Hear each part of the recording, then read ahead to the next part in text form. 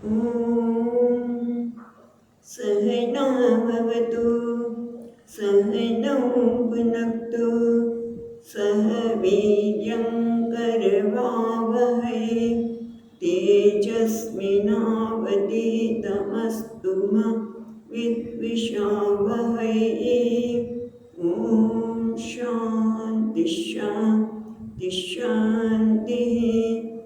ॐ पूर्णमदः पूर्णमिदं पूर्णात् पूर्णमुदच्यते पूर्णस्य पूर्णमादाय पूर्णमेवावशिष्यते।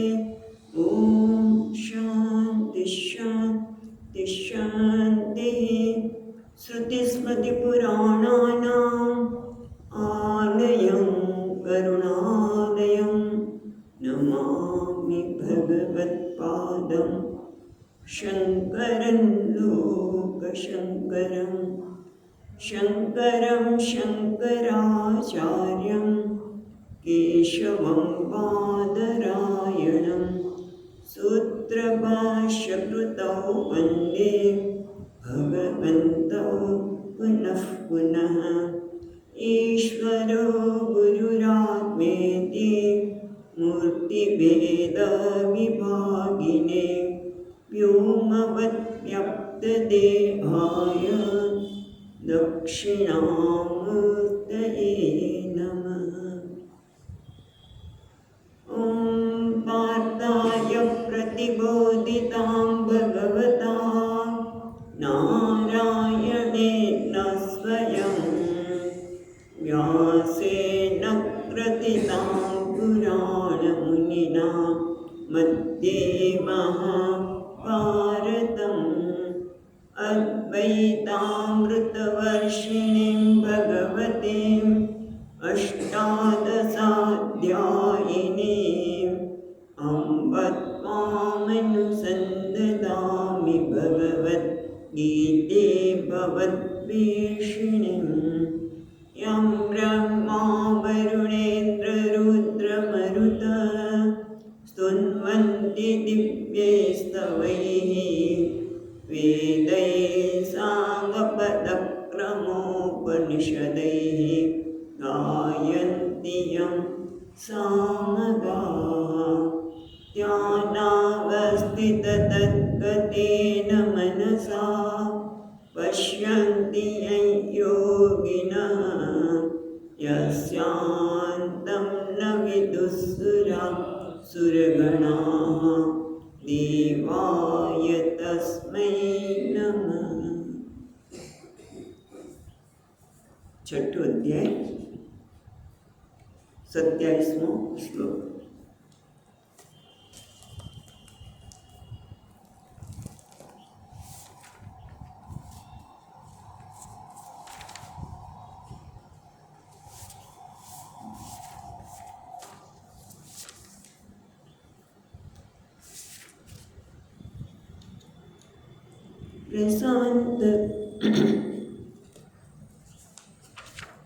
प्रशान्तमनसं ह्येनं प्रशान्तमनसं ह्येनं योगिनं सुखमुत्तमम्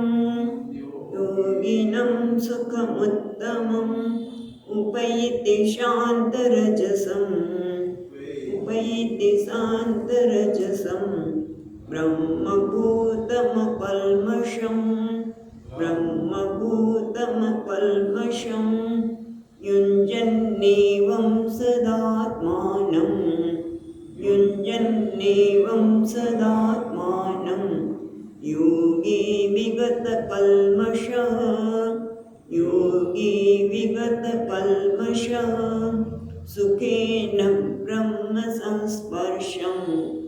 सुखेन ब्रह्मसंस्पर्शम् अत्यन्तं सुखमश्नुते। ભગવાને કેવી રીતે મનને આત્મામાં સ્થિત કરવું એની વાત ગઈકાલે આપણે જોઈ, અને એ સરળ નથી, પણ છતાં આપણે ગઈકાલે જોયું એ પ્રમાણે જ્યારે બ્રહ્મભૂત 27મા શ્લોકમાં, બરાબર, બ્રહ્મભૂત જ્યારે એ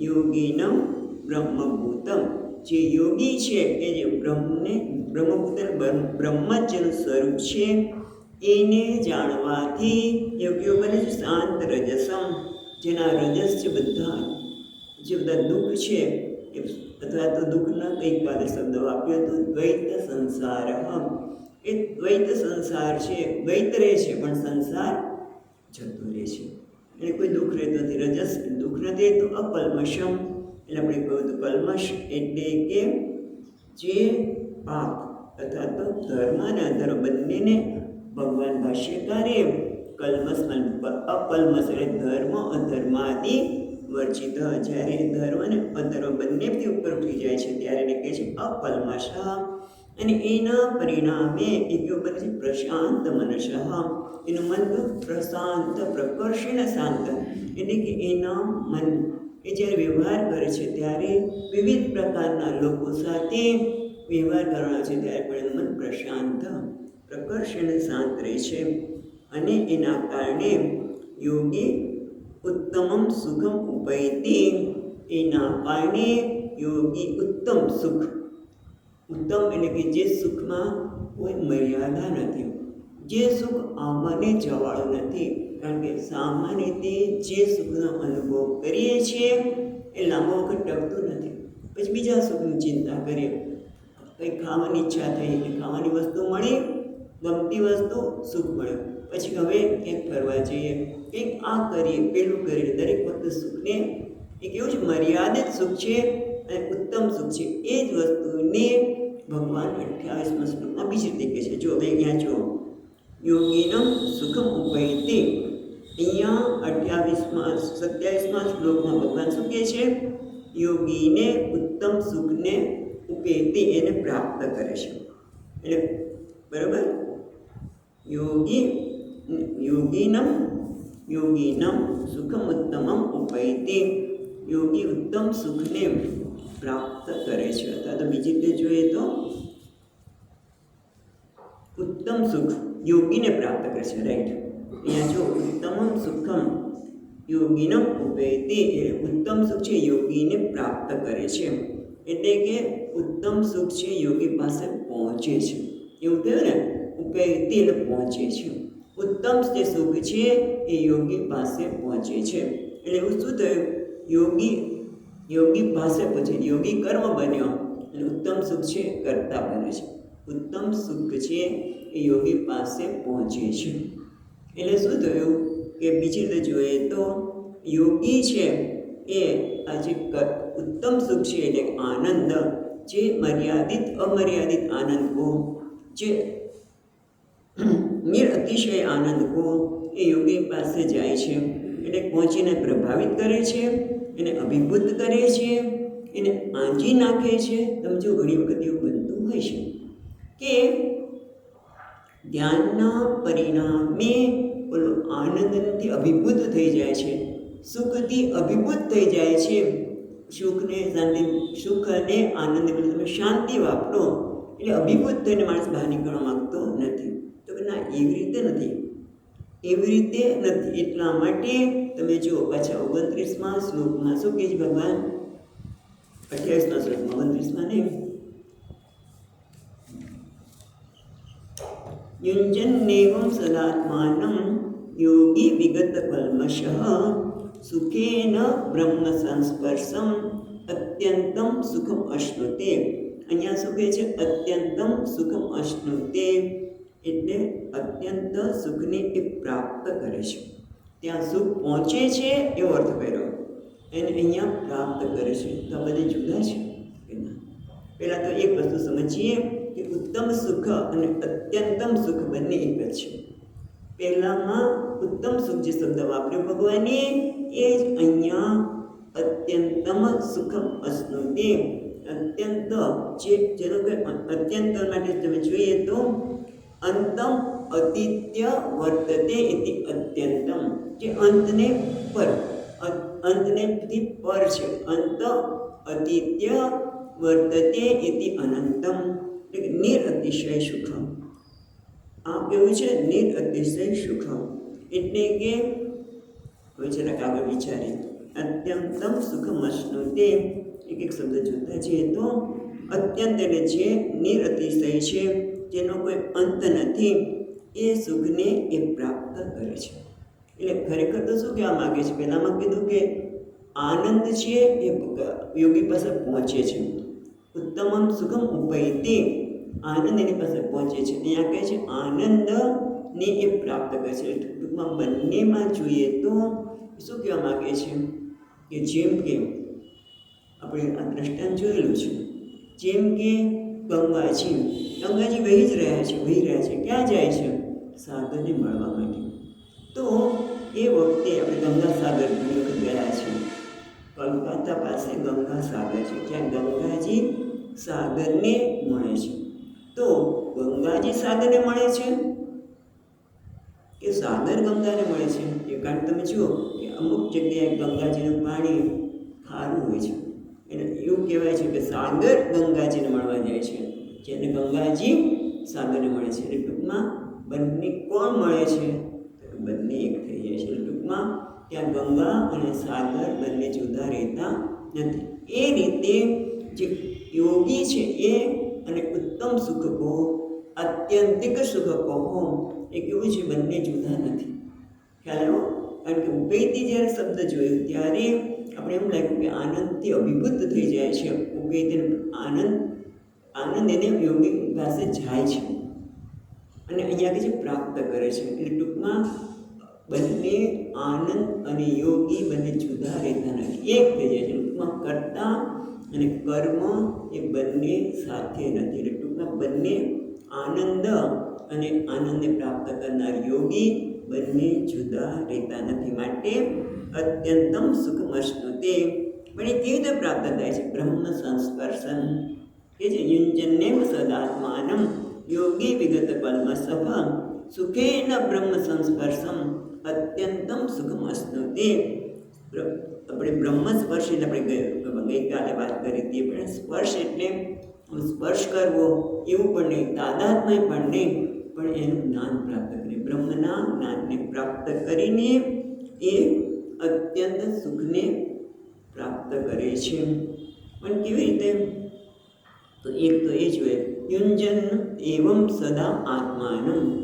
સદા એટલે હંમેશા, સર્વદા એટલે યોગશાસ્ત્ર પ્રમાણે આદરેણ દીર્ઘકાલેન નૈરંતર્યેણ દીર્ઘકાલેન આદરેણ.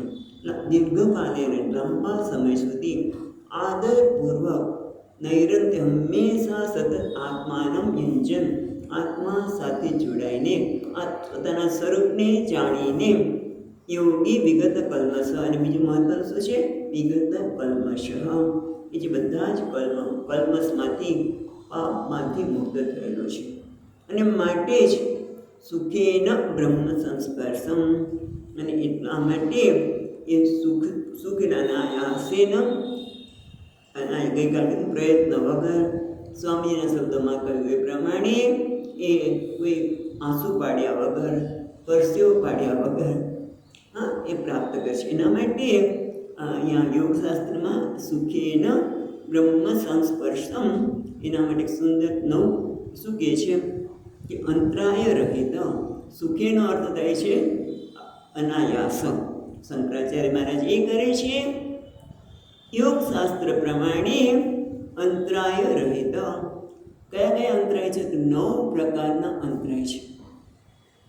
જરાક આપણે જોઈએ, બહુ સારા છે, જાણવા જેવા, કે જેના લીધે આ અંતરાય હોય તો સુખ લાંબો સમય રહી શકે નહીં, કારણ કે એની સાથેનો આપણું તાદાત્મ્ય છે. પણ છતાં જરાક જોઈએ તો પહેલો અંતરાય છે વ્યાધિ. વ્યાધિ એટલે ધાતુનું વૈષમ્ય આવે, કફ પિત્તની વેદનાથી બધું ભૂલાય છે. ખ્યાલ આવે છે? એટલા માટે. પછી સ્ત્યાન એ ચોરી એટલે અકર્મણ્યતા, એને સ્ત્યાન કહેવાય છે. ચોરી એટલે અકર્મણ્યતા, એટલે સ્થાન શું? યોગાભ્યાસ ને પૂર્વમાં જે આસન પ્રાણાયામ વગેરે કરવું જોઈએ, અનુષ્ઠાન કરવું જોઈએ, એની યોગ્યતા પ્રાપ્ત કરી શકતો નથી. અસમર્થતા ગુરુજી બધું બતાવે છે, આ યોગ શાસ્ત્રની દ્રષ્ટિએ જોઈએ છે, પણ જરા જાણવા જેવું છે માટે આપણે જોઈ રહ્યા છીએ. તો એક છે વ્યાધિ, એટલે ધાતુમાં વિષમતા આવે, કફ કે પિત્તની બધાની જે વેદના છે અનુભવાય અને વ્યાધિ કહેવામાં આવે. સ્ત્યાન એટલે ચોરી, સ્ત્યાન એ ચોરી, એનો અર્થ છે અકર્મણ્યતા એટલે અસમર્થતા. ગુરુજી શીખવાડ્યું છે ખરું, પણ એમાં યોગ્યતા એણે પ્રાપ્ત કરી નથી. પછી છે સંશય, ચિત્તસ્ય ઉભય કોટિ અવલંબનમ વિજ્ઞાનમ. આ તો સંશયની વ્યાખ્યા જાણીતી છે કે ચિત્તની ઉભય કોટિ બંને બાજુનું જ્ઞાન આ બરોબર હશે કે નથી, એનું નામ છે ને સંશય. હું આ કરું છું બરોબર છે કે નથી, આ યોગની વાત તો કરી છે પણ એ ખરેખર બરોબર હશે, આ કરવાથી ખરેખર અત્યંત સુખની પ્રાપ્તિ કરીશ કે કેમ? સંશય ઉભય કોટી. પછી કે ના મળે, કારણ કે ઘણા બધા લોકો પ્રાપ્ત કરે છે. યોગશાસ્ત્રમાં કીધું છે ખોટું તો હોઈ શકે જ નહીં, એટલે એક બાજુ જિંદગીના ખોટું ન હોઈ શકે, એક બાજુ કે ખરેખર આ મળી શકે કે કેમ. અને એના માટે તમને વાત કરી હતી કે જ્યારે તમે લોકો અનુભવ નથી કર્યો, અમને ઘણી વખત કહેવામાં આવેલું, આ તમે સાંભળવા જાઓ છો, જીવ બ્રહ્મને એની વાત કરે છે, તું બ્રહ્મ છે, તું પૂર્ણ છે, એ તો બ્રેઇન વોશિંગ છે. કે આ બધા બ્રેઇન વોશિંગ કરતા હશે, એનો અર્થ કે સાચું નથી. તો બીજી બાજુથી આપણે થાય કે ભાઈ શાસ્ત્ર કે છે, સ્વામીજી મહારાજ, ગુરુ મહારાજ કે છે, એ તો ખોટું કંઈ તો હોઈ શકે. સંશય.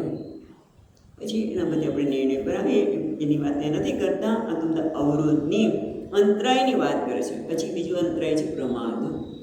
પ્રમાદ એટલે ગુરુ દ્વારા, શાસ્ત્ર દ્વારા જે કહ્યું હોય કે તમે આવી રીતે અનુષ્ઠાન કરો, સામર્થ્ય તો છે,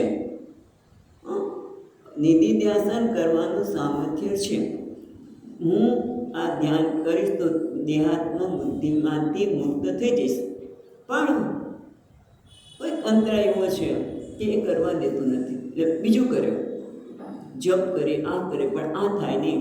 એનું નામ છે પ્રમાદ. એટલે સ્વામીજીની ભાષામાં પ્રમાદની વ્યાખ્યા મને બહુ ગમે છે, અને એ છે રામાટામાં. રામાટામાં જે કરવાનું હોય ન કરો, એનું નામ પ્રમાદ. પછી છે આલસ્ય.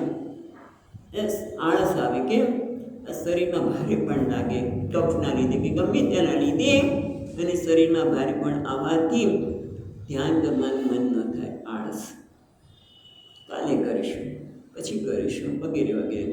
પછી કે અવિરતિ એટલે અવિરતિ. પછી અવિરતિ એટલે કફ વગેરેના લીધે એવું કહે છે, કફ વગેરે લીધે પણ શરીર જે બધાનું મોટું હોય છે, ઘણા બહુ શરીર મોટા શરીરવાળા હોય, કંઈ ખાય નહીં તોય બહુ જ ઓછું ખાતા હોય, પણ એનું કારણ કફને લીધે હોય છે. એવું કહે છે કફ વગેરેના લીધે જે શરીરમાં ભારે પણ આવે એને અવિરતિ કહે છે. પછી ભ્રાંતિ.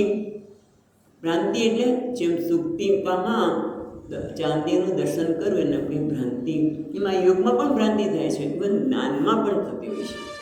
શું થાય કે ભાઈ મને તો હું બેસું રે સમાધિસ્થ થઈ જાઉં છું. ખરેખર વ્યક્તિ સૂઈ જતી હોય પણ છતાં એને એમ લાગે કે હું તો જેવું આમ બેસું ને મને સમાધિસ્થ થઈ જાઉં, મારું મને એકદમ શૂન્ય થઈ જાય છે, પણ ખરેખર ઘણી વખત સૂઈ જતો જ હોય માણસ. એ રીતે વેદાંતમાં પણ આ થઈ શકે ભ્રાંતિ. શું? મને બધી ખબર છે, હવે મને કંઈ જરૂર નથી. ખરેખર હજી તો એ પહેલાં પગથિયા પર જ હોય, પણ છતાં ભ્રાંતિ થઈ શકે. આ પણ અવરોધ છે. પછી બીજા બે અવરોધની આપણે ચર્ચા નથી કરતા, નામ જાણીએ છીએ. આ લબ્ધ ભૂમિત્વાદ એ પ્રાપ્ત કર્યું ન હોય છતાં પ્રાપ્ત થયું છે એવું લાગે. અને અનવસ્થિતિ આ પ્રકારના 9 પ્રકારના અવરોધથી જે રહિત છે, અંતરાયથી રહિત છે, એને યોગશાસ્ત્રમાં સુખેન બ્રહ્મ સંસ્પર્શ અનાયાસેન. પણ આપણે અહીંયા જોઈએ તો આ કેવું છે? બ્રહ્મ સંસ્પર્શમ અત્યંતમ સુખમ અસંત. અત્યંત એ શબ્દ જોઈએ તો જે અત્યંત, જેનો અંત નથી તેવું, અત્યંત જેનો ક્યારેય વિરામ થતો નથી, એટલે શરૂઆતથી અંત સુધી, જેનો શરૂઆતથી અંત સુધી જે સુખનો અધિક અનુભવ થાય છે. પણ ખરેખર જોવા જઈએ તો આ સુખ સ્વરૂપ જે આત્મા છે એ ખરેખર અનુભવજન્યથી ભલે એ કહેતા અત્યંતમ સુખમ અશ્નુતે, પણ આ જે સુખ છે એ કેવું છે? અનુભવજન્ય નથી. એટલે કે મનની કોઈ આપણે વિશેષ અવસ્થા એ અત્યંત સુખ નથી. સર સમજવા માટે પ્રયત્ન કરીએ. કારણ કે સામાન્ય રીતે આપણો અનુભવ એવો છે કે અધિકસ્ય અધિકમ ફલમ, હું વધારે કરું વધારે મળે, એમાં ધ્યાનથી અત્યંત સુખ માટે અત્યંત કર્મ કરું તો કે ના, આ કેવું છે? સ્વરૂપ, મારા સ્વરૂપભૂત સુખ છે. જેમ કે ખાંડનું સ્વરૂપ શું છે? મીઠાશ. એના માટે મીઠાશ માટે શું કરવું પડે? કશું જ નહીં. મને સ્વામીજીનું દ્રષ્ટાંત મને બહુ ગમે કે રસોડામાં પેલી ગૃહિણીએ ખાંડ જે છે સાકર, એની બાજુમાં એક બાજુમાં બડીમાં આંબલી મૂકી છે, કારણ કે સાઉથમાં આંબલી વધારે ખવાય, અને બીજી બાજુ મરચું છે, લાલ મરચું. એટલે ખાંડને એવું થઈ ગયું કે જો તો ખરા, આ બંનેના સંપર્કથી હું ખાટી અને તીખી થઈ ગઈ છું. તો એને મીઠાશ પ્રાપ્ત કરવા માટે શું કરવું પડે? કશું જ નહીં. કારણ કે ખાટી કે મીઠાશ એ ખાટું કે તીખું થઈ શકે જ નહીં, કારણ કે ખાંડનો સ્વભાવ જ છે કે મીઠાશ. પણ અહીંયા જે આત્માનું જે સ્વરૂપ છે એ ફક્ત હું સુખ સ્વરૂપ છું એ જ જાણવાની જરૂર છે. પણ આપણે સમસ્યા કેવી છે કે આ તો એમ જ માને છે કે સુખ માટે પ્રયત્ન કરવો, પણ જેટલો વધારે પ્રયત્ન કરીએ એમ સુખની પ્રાપ્તિ થાય. અને એટલા માટે ઘણી વખત એમ થાય કે હવે આ વેકેશન આવ્યું, ચાલો નૈનીતાલ જઈએ, આબુ છે, ટિકિટ બુક કરાવી દઈએ, પછી બાય એર જઈએ, કારણ કે નજીકના જે સ્ટેશને જઈએ, પછી ત્યાંથી કાર કરી લઈશું વગેરે. ટિકિટ બુક કરાવી અને તમે જો તમે એરપોર્ટ પર જતા હોય એ રસ્તામાં ટ્રાફિક જામ થઈ ગયો. જઈએ છીએ શેના માટે? આબુ સુખ માટે. નૈનીતાલ શેના માટે જાય છે? સુખ માટે. આ અનુભવ જો તમે. પણ રસ્તામાં ટ્રાફિક જામ થઈ ગયો, દુઃખી થઈ ગયા, ક્યારે પહોંચાશે, ચિંતા થઈ. પહોંચ્યા, લગેજમાં કંઈ ગડબડ કરી ઓલા લોકોએ, પહોંચી ગયા, આબુ ગયા. હા, કેવી ઠંડક છે, આમ ગ્રીનરી છે, કેટલી મજા. એમાં વરસાદ આવે, બધું વાદળ. કારણ કે નૈનીતાલ જ ગયેલા ક્યારેક, અને આકાશ દર્શન કરવું હોય એકદમ સ્વચ્છ, અને વરસાદ આવે, વાદળ છાયો, આકાશ થઈ જાય. ગયા હતા એ દર્શન કરવા માટે, ટેલિસ્કોપ પાસે પણ ગયા, અને કશું દેખાડે, પાછા દુઃખી. આ સુખ કેવું છે? જગતના પદાર્થનું સુખ પ્રયત્ન કરીએ તો પણ મળતું નથી. જ્યારે આ સુખ કેવું છે? સ્વરૂપભૂત સુખ છે. શું છે? શાસ્ત્ર કહે છે તું જ સુખ સ્વરૂપ છે, તું જ પૂર્ણ છે, તું જ સ્વીકાર્ય છે. જો બહુ મોટી વસ્તુ છે, બધા નહીં કે માતા પિતા પણ આપણને પૂર્ણ રીતે સ્વીકારી શકતા નથી. તમે જોજો, માતા પિતા પોતાના બાળકને પૂર્ણ રીતે સ્વીકારી શકતા કે તું બરોબર છે. પણ છોકરો પરીક્ષામાં સારા માર્ક્સ આવ્યા હોય તો એ માતા પિતામાં એમ નહીં કે હા કેટલા બધા સરસ લાગ્યું, પણ બીજા છોકરો છે તારા મિત્ર, એ તો તારા કરતાં વધારે આવ્યા. એટલે એને કોઈ પ્રયોજન છે પરીક્ષાની દ્રષ્ટિએ કહો, પછી પરીક્ષાની બધી વેપાર કરતો હોય, ધંધો કરતો હોય, ગમે તેટલો મોટો થયો હોય, અને માતા પિતા કે ઇવન ગુરુ પણ ઘણી વખત વેદાંત સિવાયના હોય, એ વેદાંત જે પચાવ્યું હોય, પછી વેદાંત સિવાયને શબ્દ નહીં વાપરીએ, પણ જેને આ જ્ઞાન પચાવ્યું નથી એ આપણે પૂર્ણ રીતે સ્વીકારી શકીએ નહીં. એક જ વ્યસ્ત કોણ સ્વીકારે છે? આપણને શાસ્ત્ર. અને એ કે છે તત્વમસી, તે તું છે, તું પૂર્ણ છે. એમ નથી કહેતા તત્વમ ભવિષ્યતિ, તત્વમસી એનો અર્થ શું છે? તત્વ એટલે તે પરમાત્મા જે પૂર્ણ છે, તું છે, એટલે કે તું પૂર્ણ છે. જ્યારે આ તત્વમસીનો બીજો અર્થ એવો પણ ઘણી વખત કરતા હોય છે કે તત્વમ ભવિષ્યતિ, તું ભવિષ્યમાં એ પૂર્ણ બનીશ. પૂર્ણ બનવાનું નથી, એ તું પૂર્ણ છે, તું જ સુખ સ્વરૂપ છે. કારણ શું છે સુખનો અનુભવ નથી થતો? તો અજ્ઞાને અમૃતમ જ્ઞાનમ, અજ્ઞાન રીતે હું સુખ સ્વરૂપ છું, હું અત્યંત સુખ સ્વરૂપ નહીં, અત્યંતમ સુખ, એ જેનો અંત નથી, આદિ શરૂઆતથી અંત સુધી સતત સુખ સિવાય બીજું કશું છે જ નહીં, એને કહેવાય અત્યંત સુખ. પણ એનો અનુભવ કેમ ન થતો? તો અજ્ઞાને આવૃતમ જ્ઞાનમ એન મુહ્યંતિ જંતવઃ. એના કારણે માણસને પોતે સુખ સ્વરૂપ છે એ ખબર નથી. જેમ સૂર્યનો પ્રકાશ સ્વરૂપ છે, પણ વાદળ આવવાના લીધે એ ઢંકાઈ ગયું છે.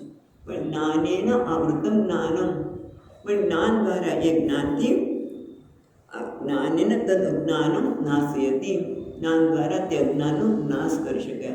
જેમ વાદળ દૂર થાય, સૂર્યનો પ્રકાશ દેખાય, એમ જ્ઞાનથી મને સમજાય. પણ એ કેવું છે?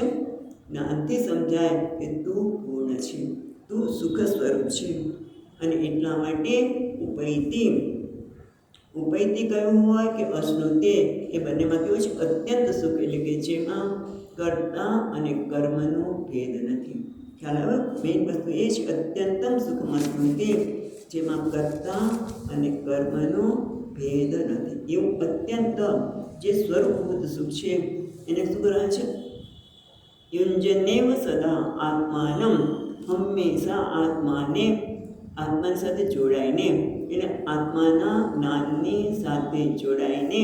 અને ક્યારે જોડાઈ શકે? વિગત કલ્મશ, જેના બધા કલ્મશ એટલે અવરોધો, પાપ અને પુણ્ય એ બધા જતા રહે. કલ્મશ એટલે પાપ પુણ્ય, એટલે અધર્મથી ઉત્પન્ન થતા જે સંઘર્ષો છે એ પણ દૂર થઈ ગયા છે. અને એના કારણે બ્રહ્મ સંસ્પર્શ, બ્રહ્મનો સ્પર્શ એટલે બ્રહ્મનું જ્ઞાન, એનું જ્ઞાનના કારણે કે હું જ બ્રહ્મ છું, હું પૂર્ણ છું, મારામાં કંઈ ખૂટતું નથી, મારે સુખ મેળવવા માટે ક્યાંય જવાની જરૂર નથી. ખરેખર આપણે જઈએ તો એની અભિવ્યક્તિ માટે છે. જેમ સ્વામીજી મહારાજ યાદ છે, વર્ષો પહેલાં જો આપણે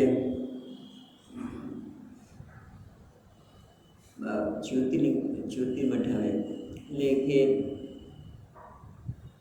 કેદાર અને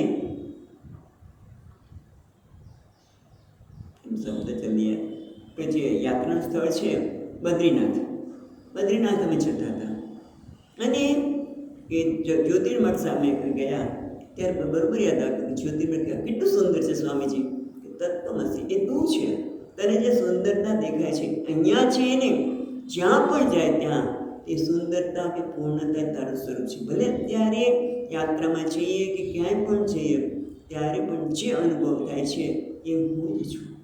ભલે એ સ્થાનના લીધે મને યાદ આવતું હોય, પણ ખરેખર એ હું છું. પણ પછી આ યોગી સદા હંમેશા આ રીતે ચિંતન કરવાના લીધે એ બધા જ પ્રકારના કલ્મશમાંથી મુક્ત થવાને લીધે અત્યંત સુખ છે, નિરતિશય સુખ છે, જેને ઉત્તમ સુખ કહેવામાં આવે છે. તેમાં કર્તા અને કર્મનો કોઈ ભેદ જ નથી રહ્યો, જેમાં ત્રિપુટી સમાપ્ત થઈ ગઈ છે, એવા સુખને એ પ્રાપ્ત કરે છે. એટલે અનાયાસેન સુખમ પ્રાપ્નોતિ. હવે આગળ કહે છે કે ઇદાનીમ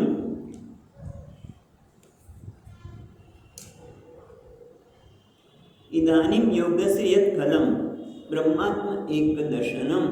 હવે આપણને આ જે યોગનું ફળ એટલે કે અત્યંત સુખ, એ બ્રહ્મનું સ્પર્શ, બ્રહ્મનું જ્ઞાન એટલે કે બ્રહ્મ એકાત્મ દર્શનમ, જે સર્વ સંસારનો વિચ્છેદ કરનાર છે, એને એ કેવું છે? આ બ્રહ્મનું જ્ઞાન એ આપણને આત્મદર્શનનું જ્ઞાન 29મા શ્લોકમાં કહે છે. આપણે જોઈએ. સર્વભૂતસ્થમાત્માનમ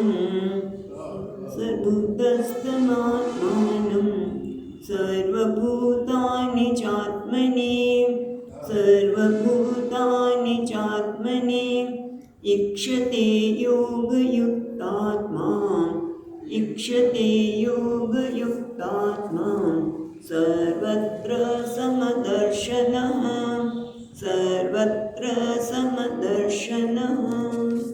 એટલે અહીંયા ભગવાન કહે છે સર્વભૂતસ્થમ આત્માનમ સર્વભૂતાનિ ચ આત્મનિ ઈક્ષતે યોગયુક્તાત્મા સર્વત્ર સમદર્શન. બધા સુંદર શબ્દો છે. પહેલાં તો જોઈએ અર્થ તો યોગયુક્તાત્મા પહેલો શબ્દ પહેલાં જોઈએ તો યોગયુક્તાત્મા એને જેનું મન યોગથી યુક્ત થયેલું છે. યુક્ત થયેલું છે એટલે શું કહે છે? અહીંયા કહે છે યોગ યુક્તાત્મા એટલે સમાહિત અંતઃકરણ. આચાર્ય યોગ યુક્તાત્મા માટે સમાહિત અંતઃકરણ કહે છે. એને સમાહિત અંતઃકરણ વાળો એટલે કે જેને યોગ દ્વારા જેનું મન નિધ્યાસન દ્વારા શાંત થયેલું છે, જેનામાં દેહાત્મ ભાવ હવે રહ્યો નથી એવું શબ્દ વાપરી શકાય. અંતઃકરણ શુદ્ધ થયું છે એટલે શું વિચાર પછી આપણે બધા આગળ કરીએ છીએ, પણ એટલા પહેલાં છે યોગ યુક્તાત્મા, જે યોગથી યુક્ત થયેલું છે, સમાહિત થયેલું છે, જેનું અંતઃકરણ શુદ્ધ થયેલું છે, તે શાંત થયેલું છે, તે શું છે સર્વત્ર. તે શું કરે છે સર્વભૂતસ્થમાત્માનમ સર્વભૂતાની છે આત્માને સર્વત્ર ઈક્ષતે સમદર્શન. એક એક પછી જોઈએ તો કે સર્વભૂતસ્થમ બધા ભૂતોમાં આત્માનમ ઈક્ષતે બધા ભૂતોમાં એટલે બ્રહ્માથી માંડીને બધા ભૂતોમાં આત્માને જુએ છે અને સર્વભૂતાની જ આત્માને અને બધા ભૂતોને પોતાના આત્મામાં જોઈએ છે. ખ્યાલ આવ્યો? સર્વભૂતસ્થમાત્માનમ સર્વભૂતાની જ આત્માને ઈક્ષતે સર્વત્ર સમદર્શન. સર્વત્ર એટલે બધા દેશ કાળ અને કોઈ પણ વસ્તુમાં સર્વત્ર એ ત્રણે દેશ કાળ અને વસ્તુમાં સર્વત્ર સમદર્શન. સમદર્શન એટલે અહીંયા સરસ આ ભગવાન ભાષ્યકાર કહે છે સર્વેષુ. આ પછી વચ્ચે ઘણું બધું ભાષણ સર્વેષુ સમદર્શન.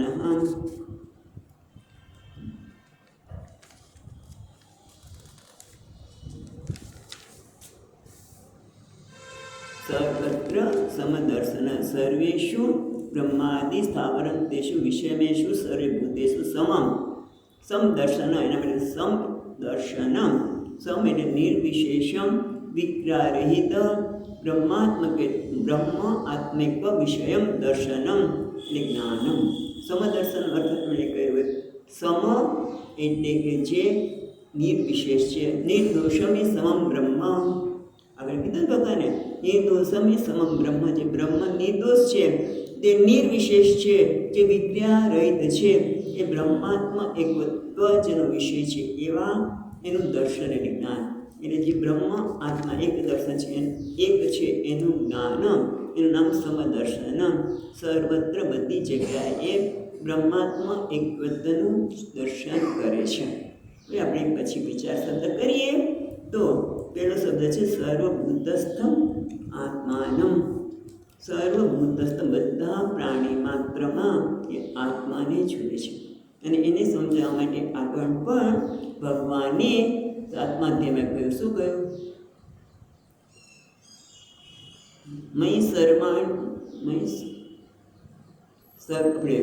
સૂત્રે મણિગણા એવ. હું બધામાં મયી સર્વમિદમ પ્રોતમ સૂત્રે મણિગણા એવ. એવો અર્થ ને મયી સર્વમિદમ પ્રોતમ સૂત્રે મણિગણા એવ. એટલે સર્વભૂતસ્થમ આત્માને બધા પ્રાણી માત્રમાં આત્માને જોવે છે. એટલે કે શું કે જેમ ભગવાન કહે છે મારામાં મયી ઇદમ સર્વમ સૂત્રે મણિગણા એટલે જાણે કે સૂત્રમાં મણિ પૂરવાયેલા હોય. તો આ દ્રષ્ટાંત છે ને એમાં થોડી મુશ્કેલી છે. એટલે એ રીતે આપણે જોઈ ન શકીએ. જેમ સૂત્રની અંદર જુદા જુદા પ્રકારના મણિ, જુદા જુદા રંગના, જુદા જુદી સાઇઝના મણિને પૂરવેલા હોય. નજીક નજીક હોય તો આપણે મણિને જોઈ શકીએ નહીં, મણિને જોઈ શકીએ પણ દોરાને જોઈ શકીએ નહીં. તો આપણે અનુમાન કરીએ કે આમાં દોરો હોવો છે. બધા પૂરવાયેલા છે, એક બધા ગોઠવાયેલા છે એટલે દોરો હોવો છે. તો શું થાય? જ્યારે સર્વભૂતસ્થમ આત્માનમ બધા ભૂતોને આત્મામાં જુએ છે. અને એના માટે આપણે સમજવા માટે જો આ દ્રષ્ટાંત દઈએ તો ત્યાં શું થાય કે જે દેખાય છે મણિ એ અને દોરો જે અનુમાનથી કદાચ આપણે જાણતા હોય તો બંને કહેવાય છે જોવાના વિષય, અનાત્મા છે. પણ આત્મા છે એવું જોવાનો વિષય તો નથી. પછી શું કરવું? પણ બીજો દ્રષ્ટાંત દેવું પડે કે જેમ સ્વામીજી બતાવે સર્વભૂતસ્થમ આત્માનમ પશ્યતિ. જેમ સોની છે અથવા તો કુંભાર છે, કુંભારે અનેક પ્રકારના માટીના વાસણો બનાવ્યા. અને એ બધા પાટીના પાત્રમાં જો કોકુંજો છે, કોળિયું છે, તાવડી છે, અને આજકાલ તો કુકર પણ માટીનું બનેલું છે. આ બધા જુદા જુદા પાત્રોમાં સર્વભૂતસ્થમ, આ બધામાં એ આત્માને જોવે છે, એટલે કે માટીને જોવે છે. જેમ અલંકારની અનેક વિવિધતામાં પેલો સોને શું જોવે છે? સોના અને સુવર્ણને જોવે છે. એમ આ શું કરે છે? સર્વભૂતસ્થમ આત્માનમ પશ્યતિ. પણ અહીંયા બધા દ્રષ્ટાંતમાં શું થાય કે એ જોવે છે, જોવાનો વિષય છે, પણ આત્મા જોવાનો વિષય નથી. મહત્વનું એ છે, દ્રષ્ટાંત દ્વારા પણ સમજી કે હા બરોબર છે. જેમ બધા સુવર્ણમાં એ બધા જ અલંકારમાં સુવર્ણને જોવે છે, બધા જ માટીના પાત્રમાં એ પાટીને જોવે છે. એવી રીતે બધામાં જોવે છે આત્માને, પણ આત્માને જોવાનો વિષય નથી. આત્મા એટલે હું જોઈ શકાતો નથી, એ તો નિર્વિષય છે. તો એ કેવી રીતે જોવાનું? એ જરાક પ્રશ્ન થાય ને કે સર્વભૂતસ્થમ એ પ્રાણી માત્રમાં એ આત્મા એટલે હું, એ આત્માને કોણ? આત્માને કોણ? જે ચૈતન્ય છે. એ ક્યારે જાણી શકાય? કે જ્યારે યોગયુક્ત આત્મા, જ્યારે પોતે યોગથી જેનું મન શુદ્ધ થયું છે, તેનામાં દેહાત્મ બુદ્ધિની મલિનતાથી મુક્ત થયું છે, તો જ આ જોઈ શકાય. જ્યાં સુધી દેહાત્મ બુદ્ધિ હોય ત્યાં સુધી આપણે એ આત્મા એટલે કે જે ચૈતન્ય છે, જે આ દેહને પણ હોવાપણું આપે છે, મનની અનેક અવસ્થાને પણ હોવાપણું, મનની અનેક અવસ્થાને જે જાણી શકાય છે, જેને જાણી શકાય છે, બુદ્ધિની અવસ્થાને જાણી શકાય છે, એ ચૈતન્ય જે બધાને જાણવાની શક્તિ આપે છે, શરીરને હોવાપણાની શક્તિ આપે છે, એ ચૈતન્ય આત્મા એ બધામાં રહેલું છે. એટલે કે હું કહું ત્યારે મને જ્યાં સુધી દેહાત્મ બુદ્ધિ છે ત્યાં સુધી આ દર્શન થઈ શકે નહીં. માટે ભગવાન કહે છે યોગયુક્ત આત્મા, જેનું મન શુદ્ધ થયું છે, એટલે કે જેનું મન દેહાત્મ બુદ્ધિની મલિનતામાંથી મુક્ત થયું છે, એ સર્વત્ર, એ જ બધામાં સર્વભૂતસ્થમ, સર્વત્ર બધી જગ્યાએ સર્વભૂતસ્થમ આત્માનમ પશ્યતિ. ઈક્ષતે પશ્યતિ શબ્દ એટલે બધા પ્રાણી માત્રમાં જે આત્મા એ બધાનો અધિષ્ઠાન છે. જે સૂત્ર છે બધા જ મોતીઓને કે મણકાનું અધિષ્ઠાન છે, એના વગર રહી શકે નહીં. એમ બધાની અંદર બધા પ્રાણી માત્ર જીવો, બધા પ્રાણી માત્રને હોવાપણું આપે છે, એને ચૈતન્ય પ્રદાન કરે છે, એ આત્માને જુએ છે. અને પછી શું કહે છે? આવું કહીએ એટલે આત્માને જોનાર પોતે જુદો, એ બધા પ્રાણી માત્રમાં જે ચૈતન્ય છે, જે બધાનો આધારભૂત છે, એ અને એ વસ્તુને બીજી રીતે બતાવે છે સર્વભૂતાની જ આત્માની. એના બધા જ પ્રાણી માત્ર પોતાનામાં રહેલા છે, મારામાં, એટલે કે મારા વગર એની હોવાપણું કે સત્તા સ્ફૂર્તિ શક્ય નથી. જે માટી વગર અનેક પ્રકારના પાત્રો શક્ય નથી, એમ સર્વભૂતાની આત્માની ઈક્ષતે, આ બધા જ ભૂતો મારામાં રહેલા છે, એટલે કે મારા, હું બધાને સત્તા સ્ફૂર્તિ પ્રદાન કરનાર છું. એટલે કે હું આ દેહથી મર્યાદિત નથી, ત્યારે જ શક્ય બને ને. જ્યાં સુધી દેહાત્મ બુદ્ધિ છે ત્યાં સુધી એ શક્ય નથી. ભલે દેહ ધારણ કરવું ખોટું નથી, શરીર હોવું, શરીર દ્વારા કાર્ય થવા એ ખોટું નથી, પણ એ દેહ જે હું છું, એ જે આપણી માન્યતા છે, દેહને હું માનવો, એમાંથી મુક્ત થયું છે. એટલા માટે કહે છે કેવો છે? સર્વભૂતાની જ આત્માની. પણ ક્યારે? યોગયુક્ત આત્મા, જ્યારે યોગથી યુક્ત થયેલો છે, જેનામાં દેહાત્મ મુક્તિ નથી, એ જ આ રીતે સર્વભૂતાની જ ઈક્ષતે સર્વત્ર સમદર્શન, બધામાં નિર્દોષમે સમમ બ્રહ્મ તસ્માત બ્રહ્મણે તે સ્થિતા. ગીતામાં કહ્યું હમણાં કે સુનિચૈવ સપાકે જ પંડિતા સમદર્શિનમ. એ આ વ્યક્તિ જ્યારે આ પ્રકારે જોવે છે ત્યારે શું થાય છે કે સુનિચૈવ સ્વપાકે જ, કોઈ બ્રાહ્મણ હોય, પંડિત હોય, તો એ બ્રાહ્મણ છે, સાત્વિક છે, કોઈ રજોગુણી છે, ગાય વગેરે, અને સુની, આપણે સુની એટલે કૂતરું કે ચંડાળ, એને કરનાર, એ બધામાં તામસ તમોગુણ છે. બધામાં જે વિવિધતા છે એમાં પણ સમમ નિર્દોષમી સમમ બ્રહ્મ પશ્યતિ, જે આગળ વાત કરી એને જે આગળ સમદર્શન, જે બધામાં નિર્દોષ રૂપે રહેલો જે પરમાત્મા છે, એ જ બધાનો આત્મા છે. બ્રહ્મ અને આત્મા એ જુદા નથી એ પ્રકારનું એને જ્ઞાનના કારણે એ જુએ છે. તેનાથી શું થાય એ પણ બહુ મહત્વનું છે. યોગ એટલે કે યોગ મુક્તાત્મા આ જુએ છે તો બરોબર છે, પણ એના કારણે તમે જુઓ કે એ શું કહે છે, ઉપાધિની જે વિવિધતા છે, વિશેષતા છે, એ એના માટે પ્રત્યાઘાત જન્માવતી નથી.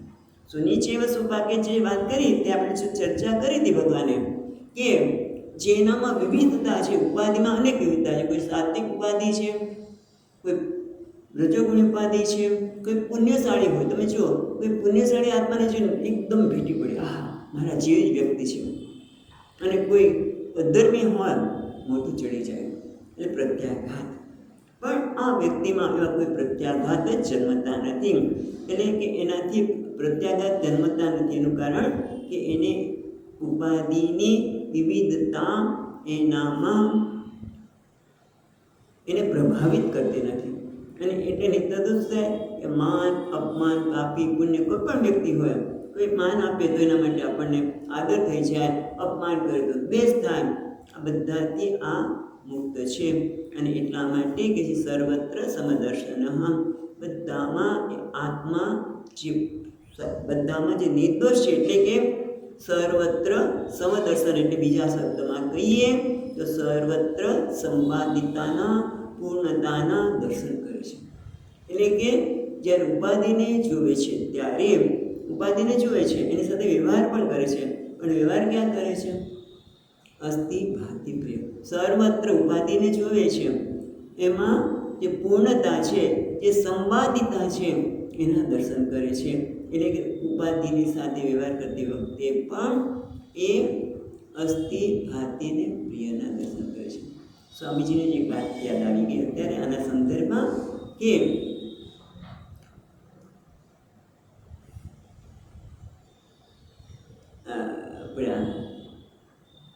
એમાં હસવાનું કારણ એ આવ્યું કે લોકો પાછળ ઘડિયાળ સામે શું કામ જોતા હશે, એટલે મને હસવું આવ્યું, બીજું કંઈ કારણ નથી. હા, આપણે વાત કરતા હતા કે નરભીર ગયા હતા સંત, કે એ બધું રોટી બનાવતા હતા, અને કૂતરું રોજ રોટી બનાવતા હોય ને પાછળ આમ ધપ્પો કર્યો હોય ને કંઈક બીજા કામમાં લાગ્યા હોય તો કૂતરું લઈ જાય.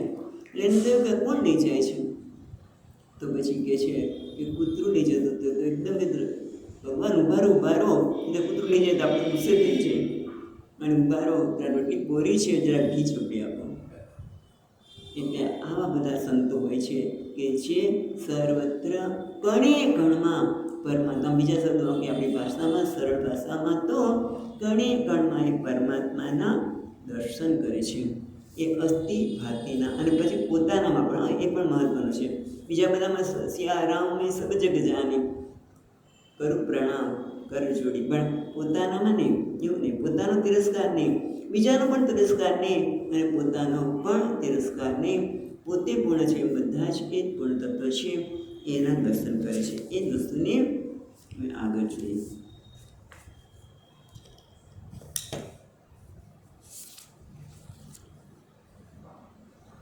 હવે ભગવાન કહે છે 30મા શ્લોકના પહેલા કહે છે કે તસ્ય આત્મ એકત્વ દર્શનમનું ફળ શું? ફલમ ઉચ્યતે. આ આત્મદર્શનનું ફળ શું છે? તો 30મા શ્લોકમાં કહે છે, 30મો શ્લોક, યો મામ પશ્યતિ સર્વત્ર, યો મામ પશ્યતિ સર્વત્ર, સર્વં ચ મયિ પશ્યતિ, સર્વં ચ મયિ પશ્યતિ, તસ્યાહં ન પ્રણશ્યામિ, તસ્યાહં ન પ્રણશ્યામિ, સચ મે ન પ્રણશ્યતિ, સચ મે ન પ્રણશ્યતિ. યો મામ પશ્યતિ સર્વત્ર, યહ એટલે જે, એટલે યોગી, મામ મને કોને આપણે જોઈએ છીએ? ભગવાન ભાષ્યકાર બતાવે સ્પષ્ટ રીતે, મામ પશ્યતિ જુએ છે, સર્વત્ર બધે જ, સર્વત્ર સર્વમ ચ મયિ પશ્યતિ, અને સર્વને મારામાં જુએ છે. તસ્યાહં ન પ્રણશ્યામિ, તેને હું નાશ કરતો નથી. નાશ કરતો નથી એટલે પ્રણશ્યામિ, પ્રકર્ષેણ નશ્યામિ, નાશ કરતો ને, એનો નાશ કરતો નથી, એટલે કે હું એનાથી પરોક્ષ બનતો નથી. પરોક્ષતા ન ગતઃ આપણે જોઈએ ભાષ્યમાં. અને એટલે કે છે અને સચમે ન પ્રણશ્યતે, અને તે મારો નાશ કરતો નથી. તે સચમે તે મારે માટે ન પ્રણશ્યામે નાશ પામતો નથી, મારા માટે નાશ પામતો નથી, એટલે પરોક્ષ થતો નથી. આપણે ભાષ્ય જોઈએ ત્યારે ખબર પડશે. પ્રણશ્યામી એટલે શું? એને અહીંયા આપે છે, પહેલાં જોઈએ તો અહીંયા આપે છે ભગવાન ભાષ્યકાર, યહ મામ પશ્યતિ. મામ એટલે વાસુદેવ. વાસુદેવ એટલે વસુદેવના પુત્ર ના, એટલો અર્થ નહીં, મર્યાદિત નહીં થાય. બરાબર છે. કૃષ્ણ કરો, રામ કરો, પણ ખરેખર વાસુદેવ એ સર્વમાં વાસ કરે છે, સર્વવ્યાપી છે એ વાસુદેવ. એ વાસુદેવના મામ વાસુદેવ સર્વસ્ય આત્માનમ. વાસુદેવ એટલે શું? બધાનો જે આત્મા છું તે, એટલે કે સર્વવ્યાપી છું, બધાનો આત્મા છું, કણે કણનો આત્મા છું તે. સર્વત્ર એટલે સર્વભૂતેષુ પ્રાણી માત્રમાં અથવા તો સર્વમાં મામ પશ્યતિ એટલે સર્વમ, પછી પાછું સર્વત્ર પશ્યતિ, પછી સર્વમ બીજો શબ્દ આવ્યો તો સર્વત્રનો અર્થ શું કર્યો? સર્વભૂતેષુ બધા પ્રાણી માત્રમાં. અને સર્વમ એટલે બ્રહ્માદિ ભૂત જાતમ, બ્રહ્માદિથી માંડીને એક નાના કણ સુધીમાં મયી એટલે મને, જે શરૂઆત બની. મયી એટલે મને, એટલે કોણ? વાસુદેવ. વાસુદેવ એટલે કોણ? જે સર્વનો આત્મા છે તે. એટલે મયી પશ્યતે એટલે સર્વાત્માને, બધાનો જે આત્મા છે એને જુએ છે. જુએ છે એટલે એનું જ્ઞાન છે. જોવાનો વિષય નથી. પરમાત્મા જે સચ્ચિદાનંદ છે, હા, કૃષ્ણ રૂપે જ્યારે આવે ત્યારે એના દર્શન થઈ શકે, રામ રૂપે આવે ત્યારે દર્શન થઈ શકે. પણ જે સર્વાત્મા છે, જે વાસુદેવ છે, સર્વવ્યાપી છે, ત્યાં તો એક આપણે કૃષ્ણ આપણે મર્યાદિત દેખાય લાગે, વસુદેવ પુત્ર. હા, પણ એ વસુદેવ પુત્ર નથી એકલા છે, પણ વાસુદેવ સર્વમાં વ્યાપ્ત છે તે એને જોવે છે, એટલે કે જાણે છે. પશ્યતે એટલે જોવું. તસ્ય એવ આત્મિકત્વમ દર્શિનઃ એટલે પશ્યતે એટલે જોવું, એટલે જે આ પરમાત્માને આત્મા રૂપે જાણે છે. અને એટલા માટે શું થાય છે?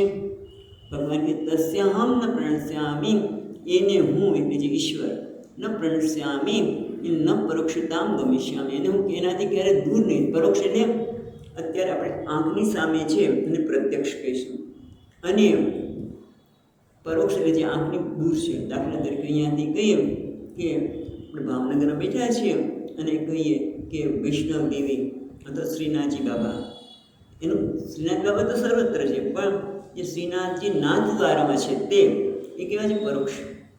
બરાબર. એમનું સ્વરૂપ આવું છે, આ છે, બધી વાત કરીએ, પણ એ આપણા માટે અત્યારે શું છે? પરોક્ષ. એ રીતે અહીંયા ભગવાન કહે છે ન પ્રણશ્યામી, એનો નાશ કરીશ, એટલે હું એનાથી ક્યારે પરોક્ષ કરીશ નહીં. એ મારા આપણે કહીએ તત્વમસી, તે તું છે, એટલે તે પરમાત્મા તું છે. તો આમ લાગે કે એ કહેવાથી શું થાય છે? પરોક્ષતા. મારાથી પરમાત્મા જે દૂર છે, જુદા છે, એની પરોક્ષતા દૂર થઈ. અને એ જ રીતે ભગવાન કહે છે એ જ્ઞાનના લીધે સચમેન પ્રણશ્યતિ, અને પોતે પણ મારાથી જુદો થઈ શકતો નથી. એટલે કે શું થયું? ભગવદ્ ગીતામાં આગળ કીધું છે. એટલે અહીંયા કે સ્વાત્માનમ પ્રિયત્વમ એવ ભવતી, કારણ કે પરમાત્માને જેને આ પ્રકારનું જ્ઞાન છે એનો પ્રિય બની જાય છે.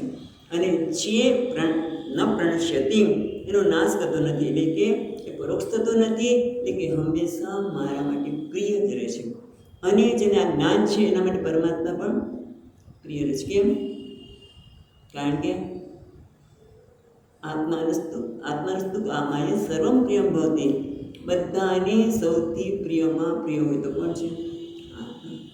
એટલા માટે ભગવાન કહે છે કે મને એ પ્રિય પરોક્ષ થતો નથી, અને હું એને પ્રિય આપણે પરોક્ષ થતો નથી. એક જરા ભાષમાં છે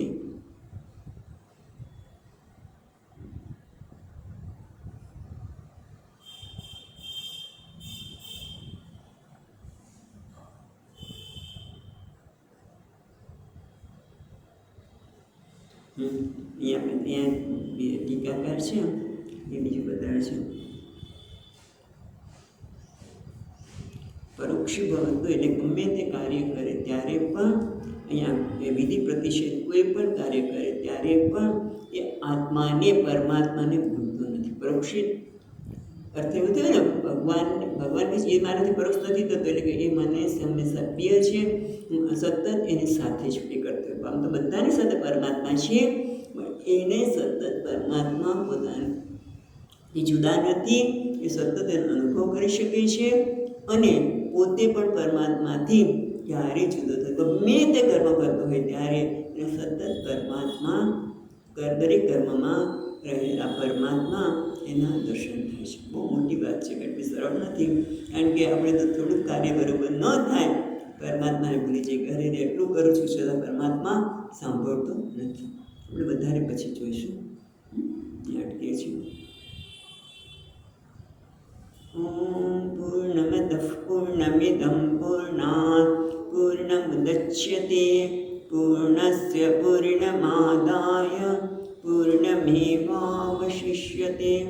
ઓમ શાંતિ શાંતિ શાંતિ. શંકરં શંકરાચાર્યં કેશવં બાદરાયણં સૂત્રભાષ્યકૃતૌ વંદે ભગવन्तौ પુનઃ પુનઃ. ઈશ્વરો ગુરુરાત્મેતિ મૂર્તિભેદવિભાગિને વ્યોમવદ્વ્યાપ્તદેહાય દક્ષિણામૂર્તये નમઃ. ઓમ શાંતિ શાંતિ શાંતિ. હરિ ઓમ. શ્રી ગુરુભ્યો નમઃ. હરિ ઓમ.